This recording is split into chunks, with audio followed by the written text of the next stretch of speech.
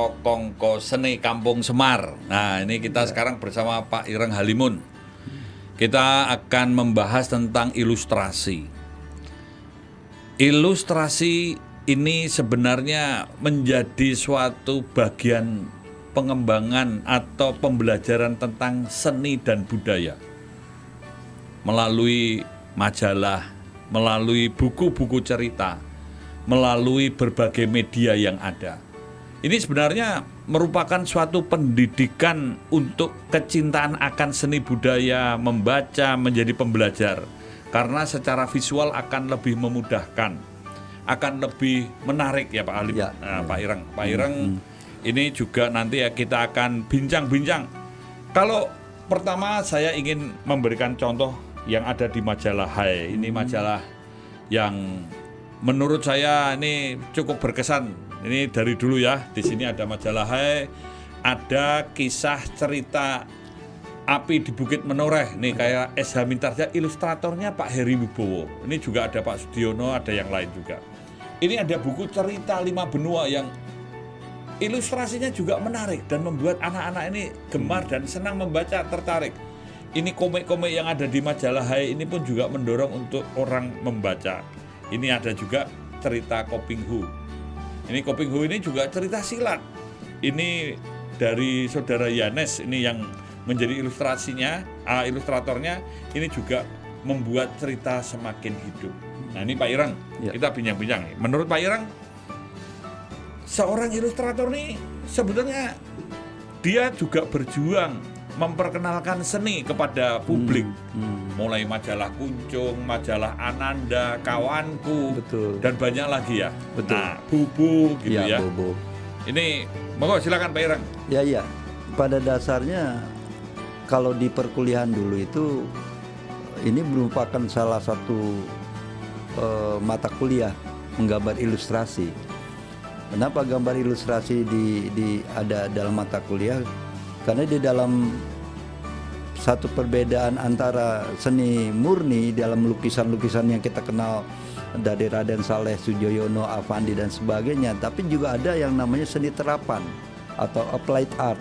Di sini yang pada saat kuliah itu dibatasi bahwa seni ilustrasi itu adalah seni terapan, sehingga kesan di mata orang bahwa ini seolah-olah karya seni yang bersifat recehan, karena sehabis itu bisa jadi dianggap dilupakan orang, tidak disimpan. Bahkan ilustratornya sendiri mungkin hanya beberapa orang yang masih menyimpan gambar aslinya. Yang Karena aslinya hilang gitu Pak bisa ya. jadi biar hilang, dibuang atau barang cetakannya tidak, masih ya. ada. Tapi pada dasarnya kalau dari segi efektifnya sebuah karya seni dicerap oleh masyarakat, karya ilustrasi ini malah lebih efektif.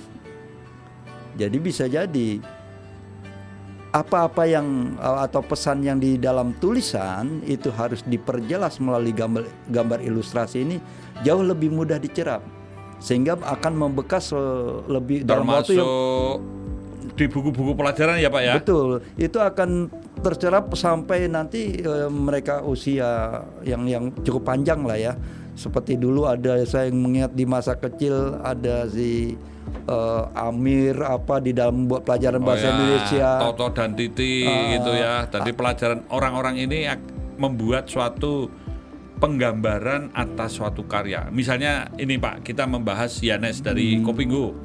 Ini kan Asmaraman Koping Hu ini belum pernah ke Cina loh Pak. Tapi bisa menggambarkan tentang Cina. Iya. Dan ilustrasinya ini menghidupkan, menambah suatu keelokan atas cerita ini. Walaupun mungkin ya pertanyaan, apakah Koping Hu itu sastrawan atau bukan? Itu beliau sendiri mungkin juga tidak memikirkan seperti itu ya. Iya.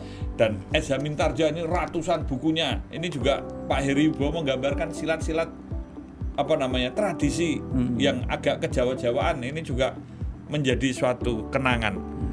Ilustrator Belanda namanya Cejetses Pak, itu menggambarkan tentang Indonesia pada masa Hindia Belanda. Itu sangat tepat. Nah, nanti kita bisa tunjukkan pada gambar-gambarnya ya. Tapi yang saya heran, ini katanya juga nih, dengar-dengar. Beliau ini juga nggak pernah ke Indonesia, belum pernah ke Indonesia. Tapi dengan referensi ini, para ilustrator ini mampu membuat suatu gambaran atau menunjukkan dari ide cerita, gagasan, pemikiran orang lain ini cukup sulit loh Pak. Karena imajinasi menerjemahkan antara tulisan, cerita, maksud, tujuan atau penokohannya ini kembali dalam bentuk visual yang lebih menarik, lebih gampang dicerap, lebih gampang dicerna dan menjadi suatu ingatan. Ini suatu kenangan. Ya memang teorinya begitu bahwa visual itu akan jauh lebih diingat ketimbang audio. Jadi ketika dulu di dalam pelajaran strategi atau persiapan pendidikan, program pendidikan, yaitu visual itu sangat penting dan disinilah peran ilustrator.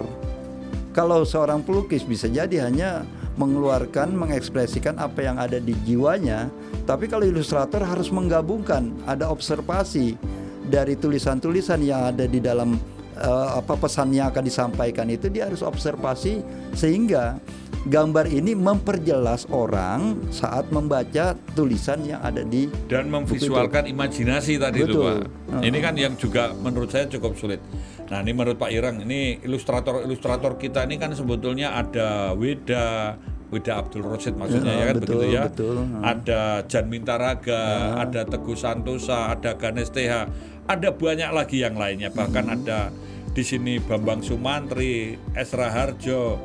Ini juga mereka ini kan orang-orang, ada Aris Tanjung yang Pak Ireng juga, kemudian ada Si John, ada apa namanya NBC Sukma, ada siapa namanya yang kaitannya dengan tadi ada Dimas Pras, dia juga seorang ilustrator awalnya, juga kemudian juga pelukis, dia pendiri Sanggar Garajas Bulungan. Dan ini sebetulnya banyak tokoh-tokoh yang sangat luar biasa yang terus menginspirasi ini. Jadi ini majalah ini ini tahun 77 ini Pak ya. Ini yang saya bisa kumpulkan ada beberapa. Nah ini Pak Ireng boleh menceritakan sedikit mengapa ini perlu kita angkat, perlu kita buat semacam apresiasi atau suatu penghargaan atau tribute atau mungkin kita juga menginterpretasi atas karya-karya para ilustrator dengan ilustrasinya. Ya saya pikir itu bahwa ini sebuah perjuangan kesenian juga. Coba bayangkan seandainya satu pesan tanpa dibantu oleh seorang ilustrator. Ini berarti apa yang dibaca itu belum tentu enak. Nah kemudian dari segi goresan, mereka juga bukan sebatas menggores, tapi ada muatan skill di situ. Dia juga memiliki psikomotorik yang bagus. Kemudian di dalam menerapkan gagasan atau imajinasinya, dia juga bukan perlu adanya suatu kognisi atau pengetahuan yang begitu luar biasa. Saya pikir ini bukan kerja ringan dan udah sepantasnya kalau ilustrator ini perlu kita apresiasi dan perlu kita juga sosialisasikan kepada masyarakat milenial bahwa dulu mereka pernah berjuang di negeri ini. Dan ini sebetulnya mereka juga bagian dari pejuang-pejuang peradaban dan kemanusiaan. Betul. Dan ini ternyata dari cerita si Jampang. Ini jadi tesis. Ini buku ini menunjukkan bahwa dari suatu komik ini bisa menjadi suatu tesis. Dan ada komik Panji Tengkorak ini menjadi disertasinya Si Buta dari Gua Hantu lagi. Ini juga ada ini banyak hal yang menjadi menarik buat kita tumbuh kembangkan karena karya-karya ini mau tidak mau telah membuat keabadian. Ini menanamkan, membantu proses pembelajaran. Ini kalau di luar negeri Pak, ini orang-orang di negara maju bukunya tebal Pak, tapi gambarnya semua, tulisannya sedikit. Dia meningkat lebih dewasa, gambarnya diperkecil, tulisannya diperbanyak, hurufnya diperkecil. Terus bertahap sampai ketika tingkat tinggi tidak ada gambar. Dia sudah terbiasa membaca dan menikmati buku. Nah, ada pesan apa Pak yang penting untuk mengapresiasi para ilustrator dan ilustrasi-ilustrasinya? Ya kita melakukan satu collecting mengoleksi, menghubungi mereka yang masih hidup. Kemudian juga kalau bisa mereka menyimpan karya aslinya dan kita pamerkan. Dan yang tadinya dianggap ini applied art atau seni terapan, tapi bisa kita angkat, kita hargai menjadi sebuah karya seni murni. Karena nilai estetik itu tidak harus pada karya seni murni saja. Estetik itu ada di mana-mana. Dan ini sebagai sebuah perjuangan perlu kita apresiasi. Dan ini sebetulnya sudah mulai memperkenalkan pada pop art. Jadi ini kan sebetulnya landasan untuk menuju kepada seni modern, khususnya pada digital art. Ya, Ya mungkin dulu dengan dicetak, sekarang secara visual, secara digital, ini juga bisa terus ditumbuh kembangkan karena kita juga memerlukan ruang para seniman.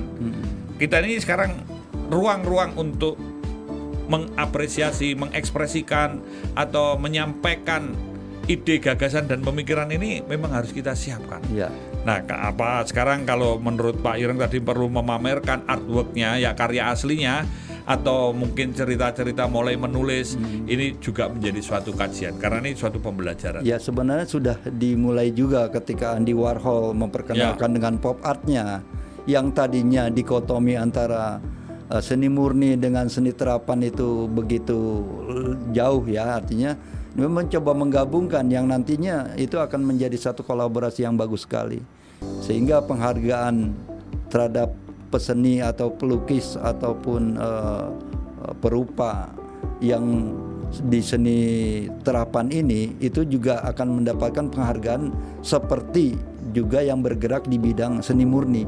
Mesti ada perimbangan karena biar bagaimanapun mereka sudah melakukan kreativitasnya di dunia seni rupa. Iya. Saya kira memang saya setuju apa yang disampaikan Pak Ireng.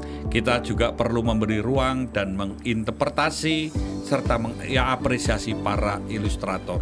Karena ternyata para ilustrator ini kalau yang komik-komik dari secara internasional, Tintin, Asterix, Storm, Trigun, ini juga mendunia. Bahkan komik-komik Marvel itu ini juga gambar-gambarnya bisa menginspirasi dunia, termasuk di Indonesia sendiri ilustrator dan juga penggambar komik, walaupun dulu belum dianggap seniman atau sebagai seni terapan, tapi ternyata ini sebenarnya ini juga bagian dari seni murni dan untuk mencerdaskan kehidupan bangsa. Baik, untuk closing, Pak Ireng silakan menyampaikan pesan-pesan moral yang penting buat mengapresiasi, menginterpretasi para ilustrator dengan ilustrasinya.